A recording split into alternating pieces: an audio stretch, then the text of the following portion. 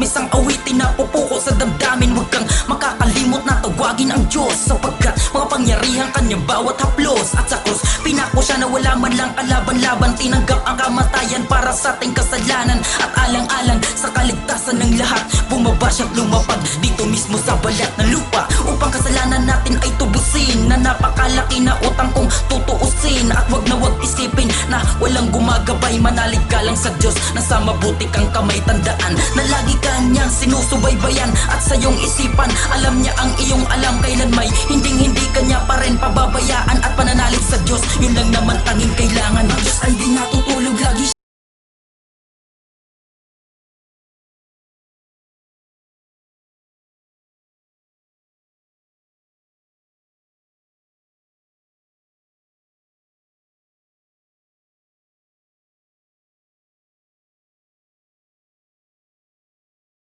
ang Diyos ay di natutulog, araw man o gabi. Kahit sa iyong patulog, siya'y nasa iyong tabi. Kaya laking pasasalamat sa poong may kapal. Hindi niya ko hinahayaan na ako'y masakal. Tinanggal niya ang bakal na posas at sa wakas nakatakas rin sa hudas at biglang bumukas ang landas na kung saan huli kaming nagsama-sama. Kunin mo ako, Ama, ako sa'yo sasama. Aking Ama, ako ay patawarin. Sa mga pagkakasalay aking inaamin. Lahat-lahat ng pagkukulang ay aking pupunan ng dasal at kabutihan. Aking susuklian, lubos akong naniniwala sa iyong kapangyarihan. Buhay na iyong bigay, kailan may di ba mabayaran, di matatawaran na kahit sinong nilalang. At salamat Ama, hindi mo ko pinabayaan. Ang Diyos ay di natutulog.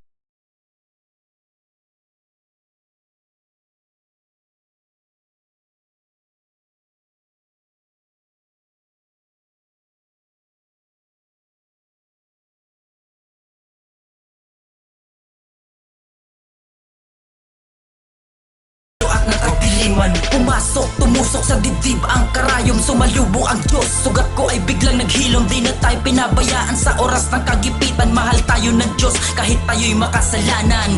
Gusto ko sanang masilayan ang Ama natin na lumikha ng sanlibutan. At dadama natin ang kalungkutan at kasiyahan sa ating buhay. Di magsasawang bigkasin, salamat Ama at ako'y nabuhay. Ang Diyos ay di natutulog, lagi